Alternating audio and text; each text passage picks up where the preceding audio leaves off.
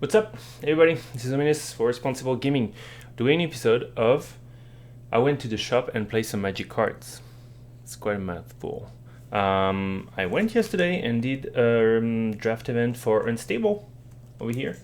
Beautiful, beautiful, beautiful. The angle is pretty gnarly.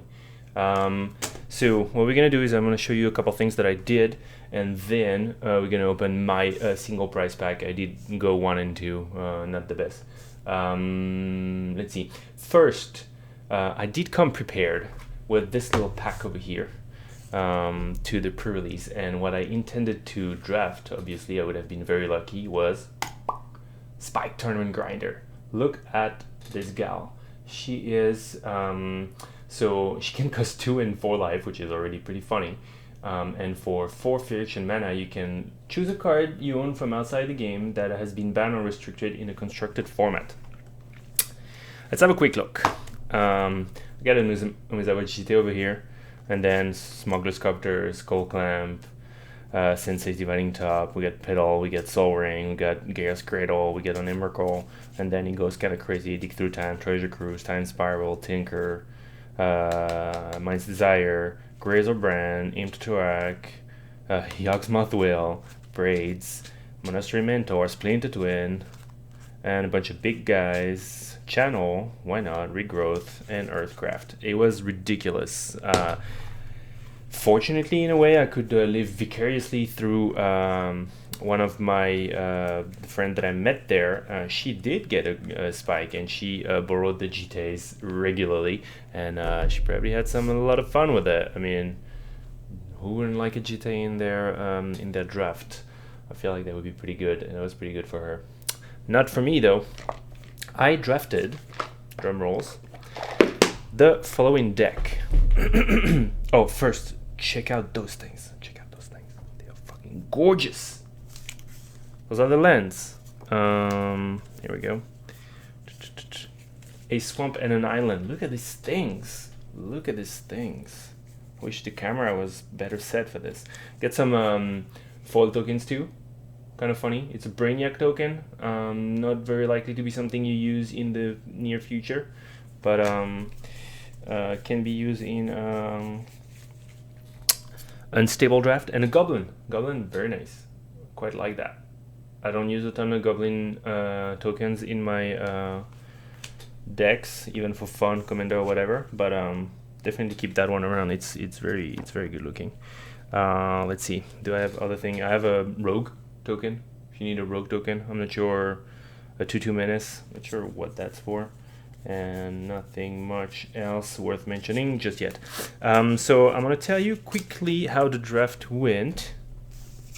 So I went in with the intention of doing a heavy contraption heavy deck, because as a good Spike, I would like look at this forest. Sorry, I can't help it. It's so good. Regular forest, Unstable forest. Yeah, yes. Very nice. So for contraption heavy, I was hoping to be contraption heavy, and at the same time around, I saw rare contraptions just going around, nobody picking them. So look at that. We got here are my sprockets. So if you don't know how the contraption work, we're gonna do a very quick summary. You got this thing over here. You can put some counter on it, and as a counter, check this out. Over here, perfect. So you start with a sprocket 3 over here, and then you whenever it says assemble a contraption, you get a little deck of contraptions on the side that you shuffle. Which is very funny, by the way, like shuffling 3 cards, it's kind of a mess. And assemble contraption. Okay, draw a card.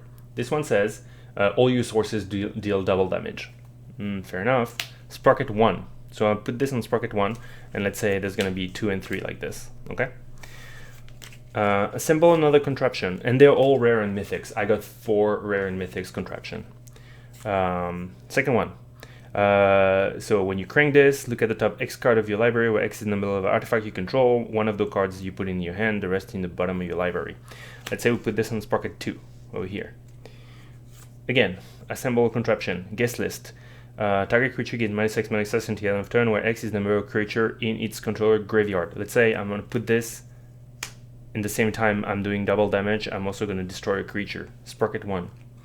Last one, assemble a contraption. Put an XX colorless construct where X is the number of artifacts you control. Put this on the third sprocket. So let's just lie and say I assemble all those 4 at the same time. Sprocket, the counter starts over here, and as soon as you have contraptions, every turn you just move. At your upkeep, you move to Sprocket 1, and you do those 2 things for free. So obviously it's going to be a lot of value for no mana at all whatsoever, and those are all rare. So every 3 turn I'm going to have double damage and a free removal. Then every 3 turn I'm going to have a free card out of X number. By the way, those are all artifacts, so even with only 4 contraptions and no other artifact at all whatsoever, I'm going to create a 4/4 on Sprocket 3, and I'm going to look at the top 4 card and pick one on Sprocket 2, which is nuts, right? It's nuts. So I went in, so now that this is out of the way, I went in the draft with the intention of getting contraptions, and I was indeed past a lot of rare contraptions. And to be honest, whenever they hit, they're pretty darn good. Now, problem being that the beginning of my draft, the first things I found other than the contraptions is this card over here, and I'm gonna be looking it up so that you can see it better. There you go. Shoot, there you go. Joyride Rigger. So it's just a 3/4 assemble a contraption. Knowing that my contraptions are rarer than Mythics, pretty solid. So pretty fast in the draft, I got 2 of those guys. It's not really needed, but that's gonna help me go through my deck. 2 of those guys. I started drafting some blue, but it didn't end up going anywhere. Just 1 or 2 cards, and I got this guy over here, which is called Steam Flogger Rep. And I had heard that red-green would be potentially a good color for contraptions, so I was kind of biased towards it. I took this Steam Flogger service rep that says anytime a goblin enters the battlefield under your control, you can pay 1. If you do, assemble a contraption. So you figure this is going to be a good way to assemble your contraptions, because I could see that my 2 other assemble guy were goblins, and I knew that I was going to attempt to be in red-green, so I should have other goblins. And I also drafted this guy over here, which is Steam Flogger Temp, which is another goblin, and it's a 2-drop that assemble contraption for 6. Fair enough. Now, problem. What happens after that is, did not get any other assemble contraption cards.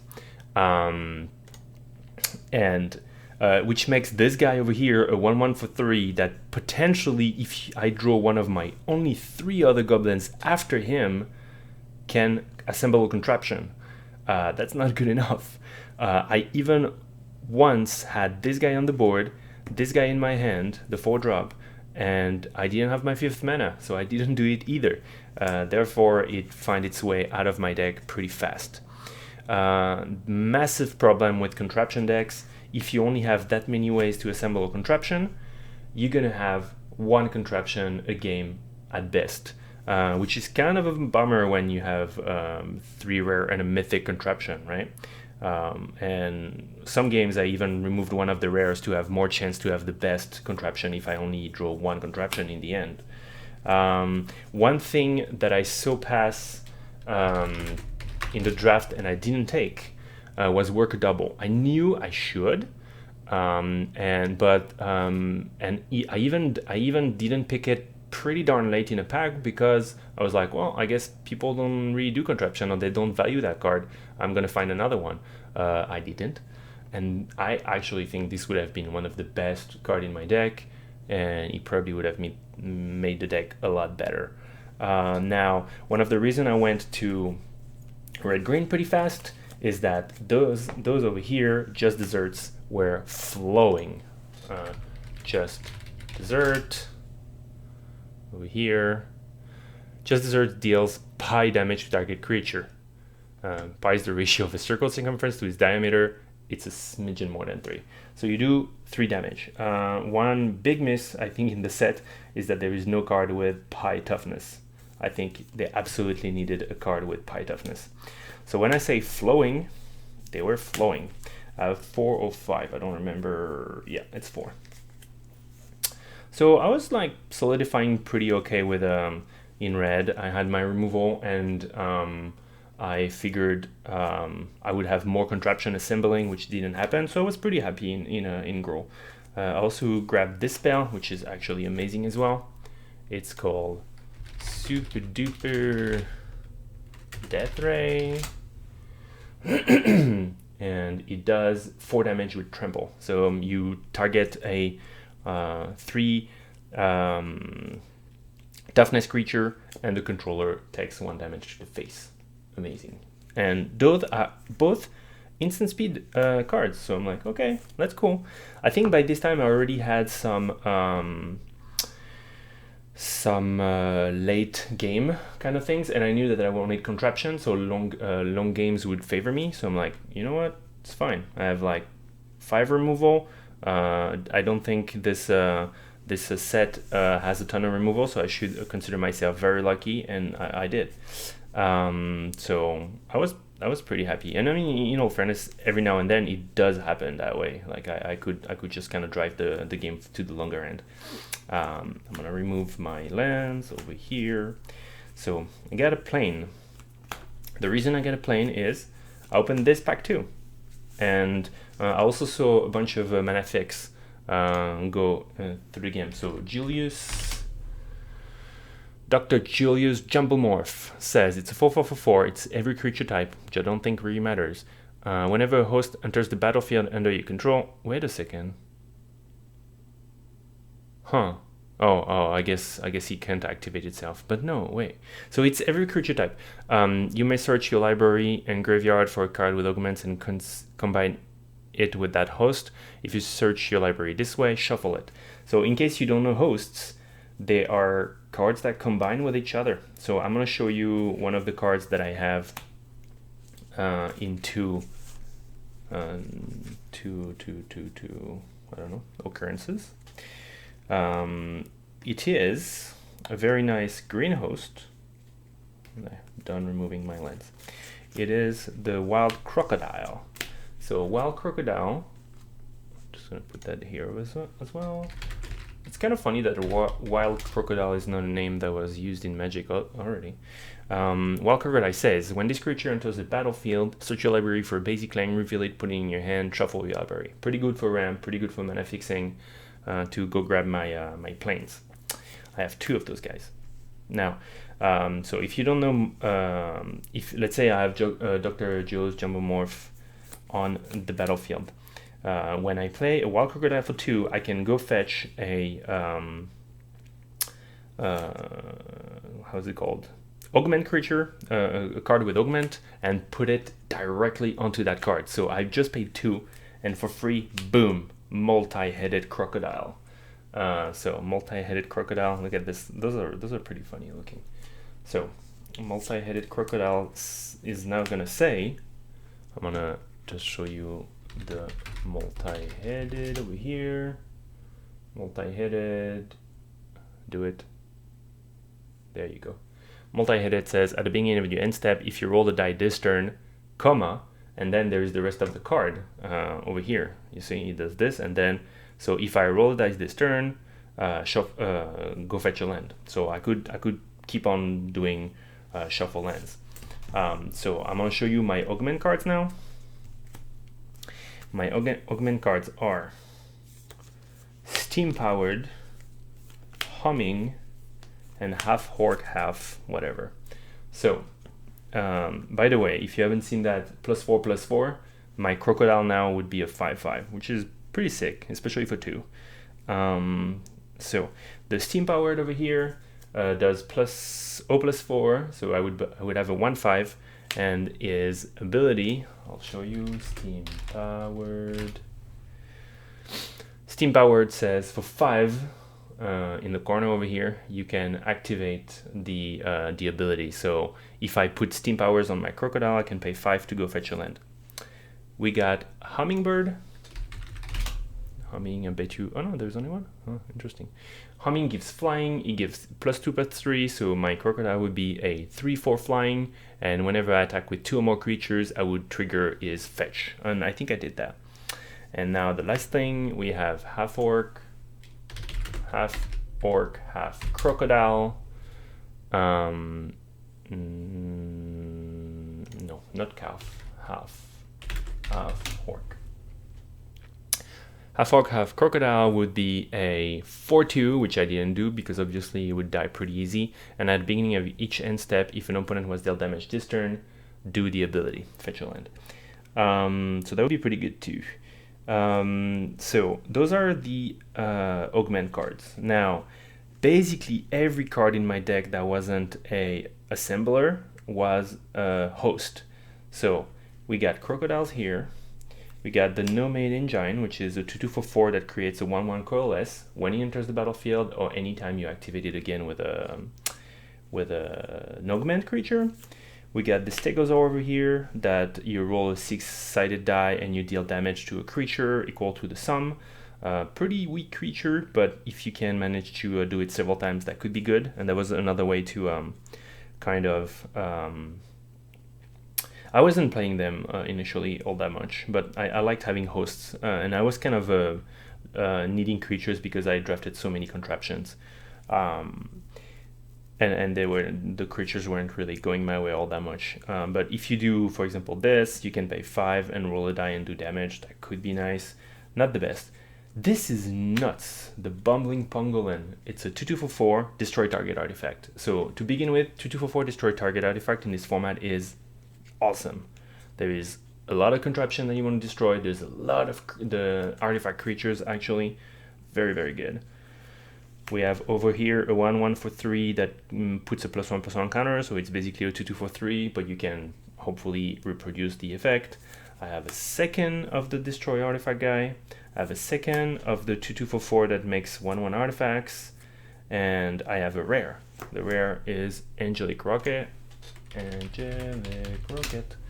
And this is a 4/4 flying for 8 that destroy target non-land permanent. So that's pretty good if you can put something on it. I think at some stage I attempted, but I think it got removed to make a steam-powered rocket this way, which would have made a 4/8 flying, and for 5 coalesce I could destroy a target permanent, which would be pretty legit. And then for finish the entire deck, I have Clever Combo, which is for 2 go fetch either a host or an augment, which can be pretty nice to kind of actually make your combo. That didn't pan out all that well. One of the reasons it didn't pan out all that well, I told you, is contraptions. Contraptions actually need a lot more of triggers to make happen. I could only ever assemble 1 per game, which is not good. Same for host and augments. So there is not that much removal, but in the set, so you don't get 2 for 1 as much. But and also basically every single one of my creature was a host, so those were a little less underpowered than regular auras. They were more like a fairly reliable +4/+4, a fairly reliable +3/+1, but it's still, I still shouldn't have valued them that much. And one of the main reason is +2/+3 flying for 4 is fine. +4/+4 for 5, not very something you would be looking for. So supposedly what you want in your augment is to be triggering the back end of your hosts. And whenever you roll a die was actually not something that really was happening in my deck. Whenever you attack with 2 or more creatures, yes, so that was a good one. Whenever you have dealt damage to somebody at the end of the end step, fine. When it was a total win more when I was winning, and I was at some stage I had the multi-headed and this guy when I was winning on 2 crocodiles, so I was fetching 2 lands a turn. You have to know that rolling dice, some opponent can make you roll die. So it's actually how I got my trigger for this one. But still, it's not like I was actually triggering my back half very much. One of the best combo that I had was this, actually, the Pangolin who destroys an artifact. I would put steam powered like this, steam powered Pangolin, pretty sweet. And for 5 I could destroy an artifact, and that was one of the best things I could do with it. Or try and reproduce the effect on a crocodile. If you have enough time, you could pay 5 to go fetch a land, which I think I did maybe once or twice. But that's also in games that you've jumbled the board and you probably feel like you're going to be in a good shape to begin with. So there's not that many like ultra bombs, I think. Well, there might be a couple. I didn't fight any. So if I can make the game last and I have big augments, I have a couple rares, and I have contraptions that are very powerful, I could be in a good place. But my host and augments were not powerful enough that I could get in the late game that reliably, and I did find myself in a hand with like 2 or 3 augments a couple times, and I had only 1 host or 2 hosts, or one of my hosts was already on the battlefield and I was only drawing 1 more, so I did find myself with a couple dead cards. So I think I underconstructed both. Well, the host actually is probably just not good enough, I think, unless you really pick the ones that are easy to make work, and honestly I feel like the steam powered, when you can just pay, is probably one of the good ones. The half orc, I wasn't too satisfied with it because, like I said, I wasn't too aggressive, and it does need you to make damage. The hummingbird is pretty easy to make happen. It's also combines well with this the Nomad engine because the Nomad engine creates artifacts. So if you make a 1/1 token and then you have your 4/5 flyer, then you can just attack with your token and the Gnome engine and get another token. That being said, make a token for the mere sake of triggering your ability that makes a token, knowing that your 1/1 is possibly going to die. It doesn't actually achieve all that much. Yeah, Pangolin though, if you find a trigger, if you find a way to humming Pangolin, by the way, isn't that the cutest? Look at that, beautiful. Or multi-headed Pangolin, that's probably pretty good too. Pangolin is just amazing. Like, destroying artifacts in this set is just nuts. So that being said, this is why the deck function also. We're gonna have 1 pack to open then. As a result, I went 1 and 2. I almost went 2 and 1 actually, but you know, almost. I have this old habit of keeping some of my boosters, so I'm not gonna be destroying this one. Oh, look at that, look at this back. Very nice. You recognize the sap rolling? I'm assuming my token is gonna be a sap rolling. It is a sap rolling. All the tokens are foil in this set, which is pretty nice. Let's see. Nothing is going to be very, very valuable in this set. Obviously, I'm not particularly looking forward to opening anything except Squirrel card, because I have a Squirrel commander and I love squirrels. So let's see. Spell suck for 4 counter target spell, then assemble a contraption. I do wish for a contraption deck that I was playing blue. I think blue has the best contraption cards. So for 4 counter spell, assemble a contraption, I would have loved having this. Stinging Scorpion. Target creature and opponent gets -1/-1 to end the turn. You need to really make that happen many times for... Oh well, I heard supposedly there's a lot of 1 toughness, so maybe that can go somewhere. Wrench Rigger. This guy. 1 red, assemble a contraption. It's a 1/1. I had an opponent that had a rare cards that would fetch creatures from his graveyard and put them back into his hands. If you assemble that on turn 1, and then this 1/1 obviously is gonna die, and you can grab it back to assemble some more. Fuck, it's just terribly annoying. Selfie Preservation. Look at this. I'm gonna look some of those up. Selfie Preservation. I don't know kind of sounds weird. I don't know what that's supposed to mean. Are you preserving surf preservation? Surf preservation. Okay. Search for a library for a basic link card and reveal it. If there's a tree in its heart, put it on the battlefield tapped. Otherwise, putting it into your hand. This is a rampant growth for forests. And I heard that some people were coming to the pre-release with a bunch of lands that were not forest but had trees on them, which is kind of smart and funny. So you could go just fetch whatever kind of land you want. I think that's pretty sweet. So let's see. There you go. Next one. Adorable kitten. Roll a 6-sided die. You gain life equal to the result. Probably pretty hard to make happen regularly.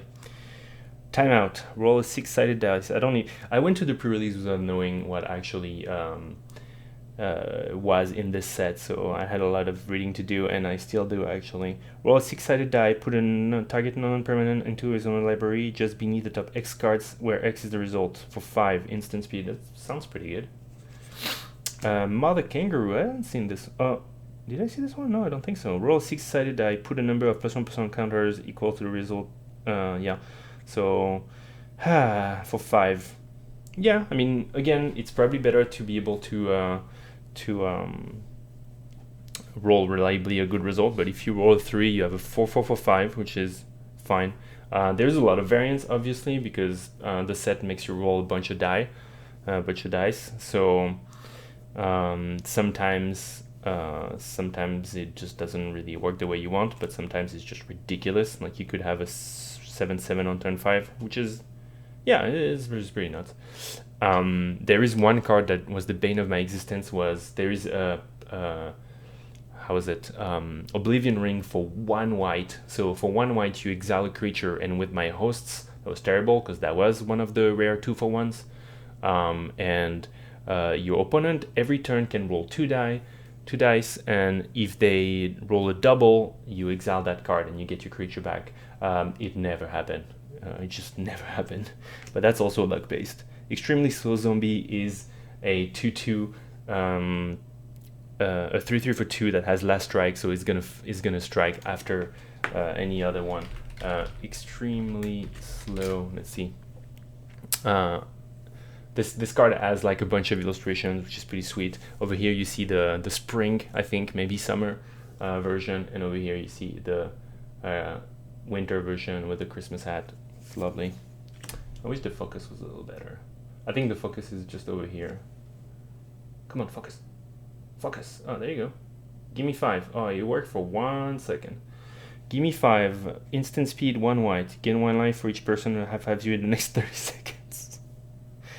Oh my god. Each player in a silver bordered game who have 5 gain 1 life. Oh, the people in other games that high 5 you, they also gain 1 life in their game. That's ridiculous. It's so funny.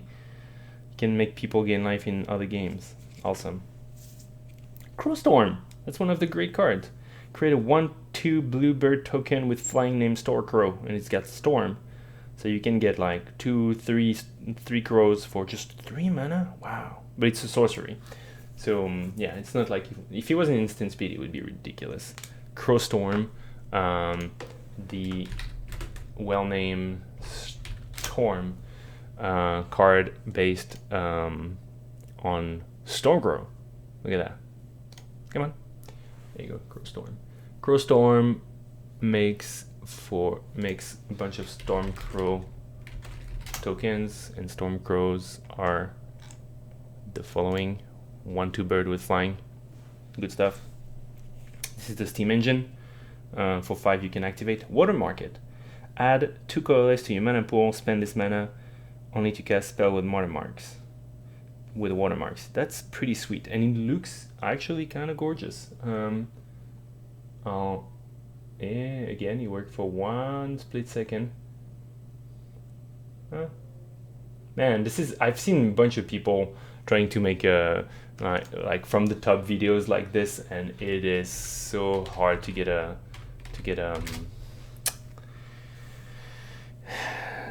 camera to do that properly. Watermark it. Isn't that beautiful? I wish I could put this in a cube. Unfortunately, I don't think it's that easy to have watermarks in a cube. That's pretty sweet spell otherwise. Two colorless to your mana pool. It's pretty powerful. An island. Look at that. Oh, so beautiful. So this is my second island, which I'm pretty happy about. I'm not gonna lie. Oh, look at that. Mythic contraption. Fairy Airy. Let's look that up. Fairy Airy. And a jamming device, which is crane jamming device. Target player controls get creatures target player control gets -1/-1 until end of turn. It's pretty good. Fairy Airy. Well, come on. Fairy Airy. Whenever you crank Fairy Airy, create 2/1/1 blue fairy spy creature token with flying haste, and whenever the creature deals combat damage to a player, draw a card, exile them at the beginning of the next end step. That's pretty darn powerful, isn't it? I could totally have used that in my somewhat attempted contraption heavy deck, though like I said many times before, I would need more assembling. But yeah, fun. Those are very, very nice looking. And I find myself with 3 rares and 2 mythic rare contraptions, which is pretty hilarious. So yeah, good stuff. It's not a bad pack. If I was in a draft, if it was pack 1, pick 1, I don't think you can.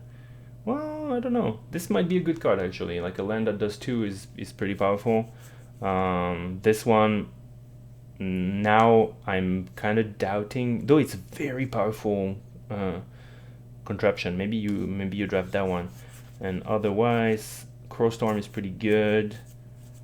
Selfie Preservation is pretty good.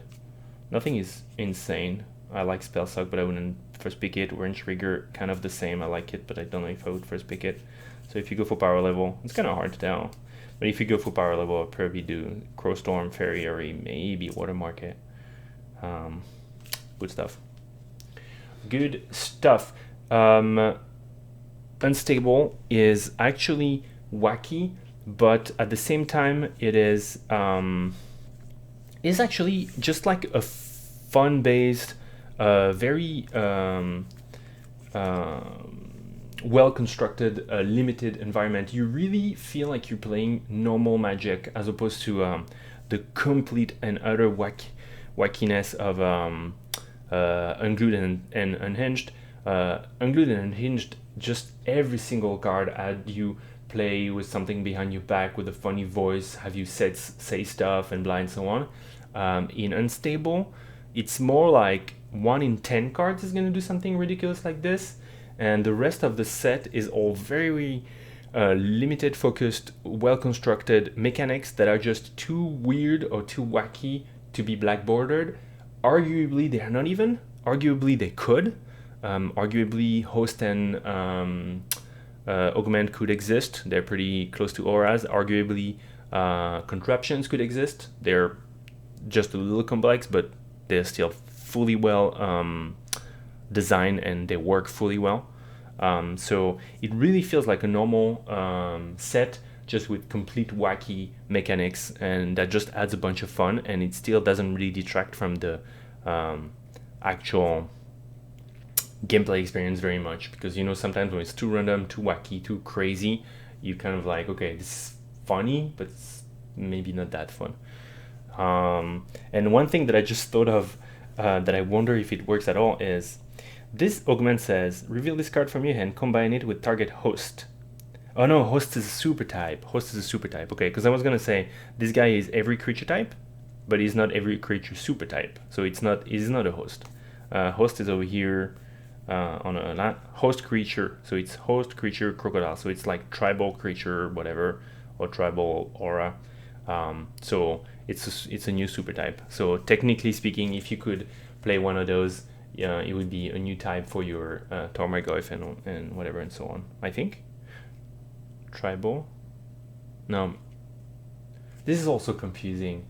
Legendary doesn't count towards Tormargoyf, but tribal does. Judge. He might not count. I don't know. That's kind of weird. Anyways, I'm gonna leave you with this image of those 4 gorgeous lands. I honestly think I might try and get a box of those because it's just actual complete fun. So if you have a chance, do give it one spin. I think it's worth doing a draft, and I'll be considering doing a second one myself. Plus, look at those lands. Like, just for that, I'm willing to bet those are gonna be like going pretty high in value. Obviously, Unstable is probably gonna have a lot more printing than the previous unsets, I would assume, because that's kind of the policy now. But let's see, MTG Gold Fish. I don't know if you're gonna.